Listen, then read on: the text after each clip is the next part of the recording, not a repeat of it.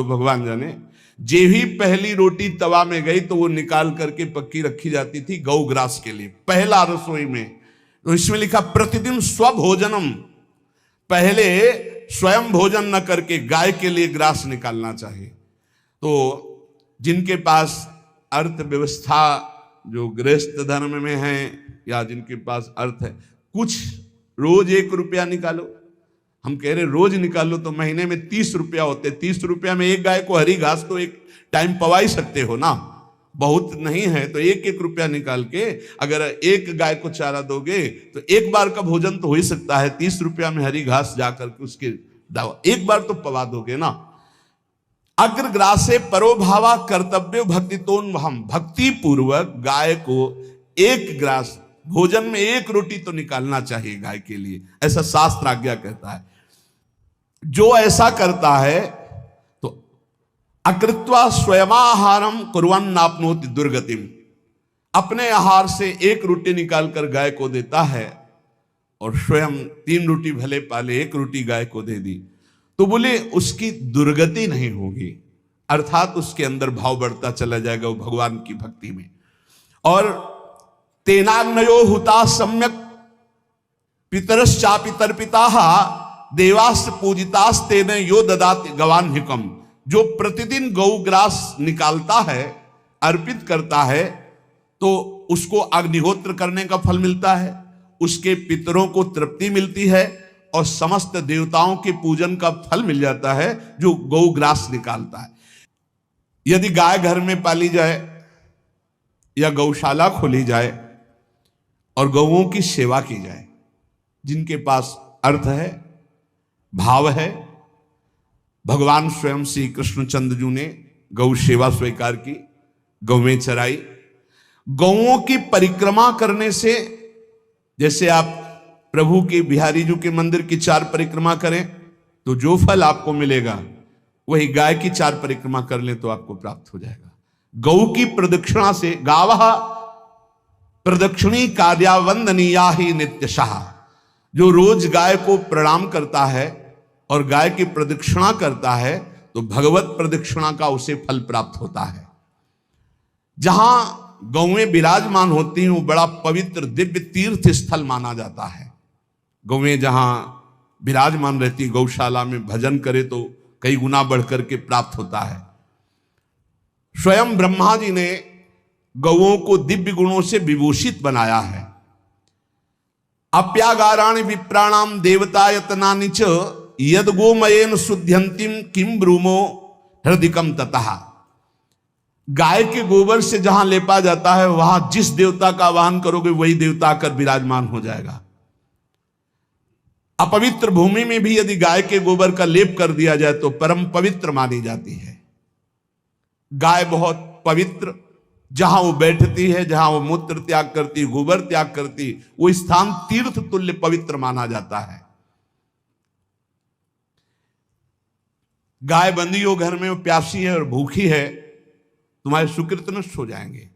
तृषिता गौर गृहे बद्धा, क्योंकि तुम्हारे पास है, सेवा करना चाहिए। यो वै गाम प्रतिसिद्धेन तो चरंतिम च स्वतरणम नरः तस्य पूर्वे च पितरः कंपन्ते पतनोन्मुखा, यदि गाय हरी हरी घास चर रही कहीं और तुमने डंडा ऊपर प्रहार किया और लाठी मारी तो तुम्हारे पितर खोपड़ी के बल नरक जाने के लिए तैयार हो गए, ये लिखा है। यो वै ताड्यते यष्ट्याधेनुम मर्त्यो विमूढ़धि, जो मूर्ख मनुष्य, जैसे अब गाय दूध नहीं दे रही, मार डंडे डंडे मार रहे हैं, इंजेक्शन लगा रहे हैं, ऐसे वैसे कर रहे हैं, उसको ताड़ना दे रहे हैं, तो बोले जो मूढ़ बुद्धि मूर्ख मनुष्य, यो वै ताड्यते यष्ट्याधेनुम मर्त्यो विमूढ़धि, वो गाय को लाठी से मारता है, डंडे से मारता है, हाथों से मारता है तो धर्मराजस्य नगरेशा याति करवर्जिताः, धर्मराज जी पहले अपने नरक में ले जा करके उसके कहते थोड़े थोड़े तिल तिल करके पहले इसके हाथ काटो, मरना है नहीं वहां। जब गुरुमंत्र वैदिक सिद्धांत से दिया गया था पहली बार तो पंचगव्य पिलाया गया था। गोमूत्रम गोमयम क्षीरम दधि सर्पिस्तथैव च गवाम पंच पवित्राणि पुनंत सकलम जगत, कितना भी बड़ा पापी हो, अगर पंचगव्य पिलाया जाए तो वो वैदिक मंत्रों को स्वीकार करने लायक हो जाता है, पवित्र हो जाता है।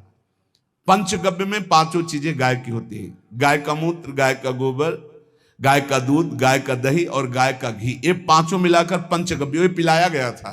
पहली बार जब वैदिक मंत्र दिया गया था तो पंचगव्य बनवाया था गुरुदेव भगवान ने सन्यास, और वो पिलाया था। ये पंचगव्य पिलाने से अपवित्रता का नाश होकर पवित्रता का संचार होता है।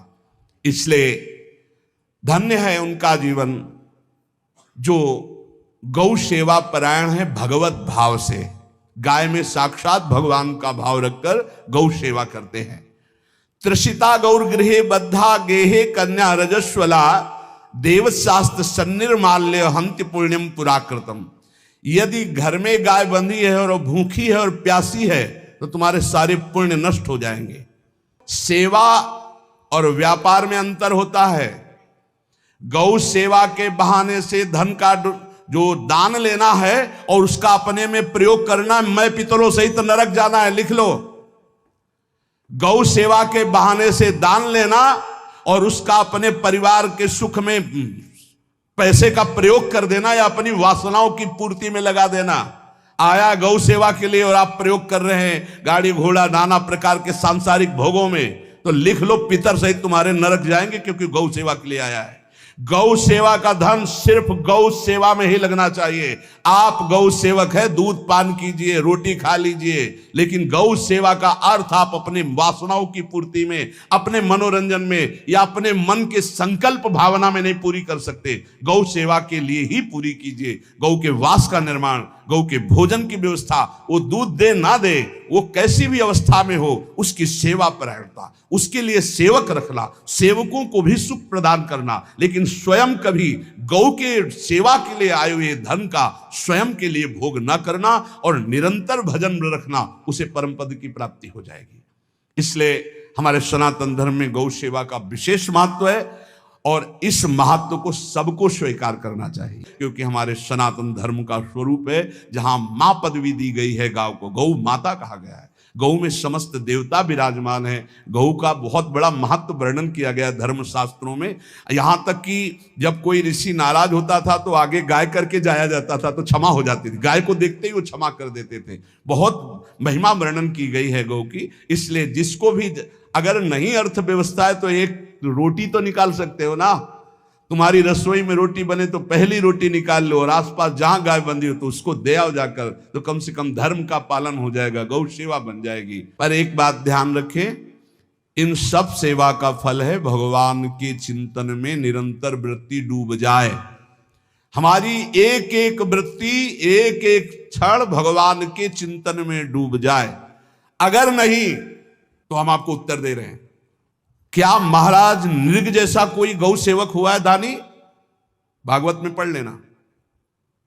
करोड़ करोड़ गायों को, करोड़ों गौशालाएं थी, एक दो नहीं।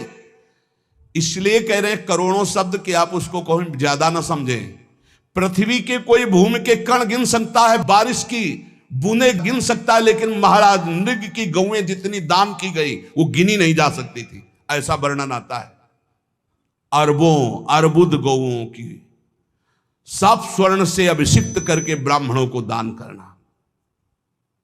इतने बड़े गौ सेवक, इतने बड़े दान करने वाले, एक चूक हो गई, ना दान लेने वाले तपस्वी ब्राह्मण की गाय किसी अन्य ब्राह्मण को दान कर दी। और वो ब्राह्मण ने जब गाय देखी बोली मेरी गाय चुरा ली। बोले महाराज नृग ने दी। महाराज नृग से कहा मेरी गाय है, तो उनका गौशाला में आ गई होगी, आपको 10,000 गौएं देते हैं, आप अपनी गाय। बोले मैं प्रतिग्रह नहीं लेता। जिसने दान लिया था उसने कहा गाय यही लेके जाऊंगा, तो उनका आप गाय छोड़ दीजिए, आपको 10,000 गाय देते। बोले नहीं लूंगा। बस अनजाने के अपराध ने गिरगिट बना दिया था, कुएं का गिरगिट। पर भगवान बड़े कृपालु हैं, गौ सेवक थे, इसलिए गोविंद द्वारिकाधीश जी ने उनका उद्धार किया। सब साधन का फल है अच्युत भावना से युक्त होकर, भगवत भावना से युक्त होकर निरंतर भजन करते हुए सेवा परायण रहो, चराचर जगत की सेवा परायण रहो। भजन करना ही सबसे बड़ा परम धर्म है। हम सब सेवाएं करें जगत की, लेकिन अंदर से राधा राधा राधा, गोविंद गोविंद गोविंद गोविंद, आनंद आ जाएगा।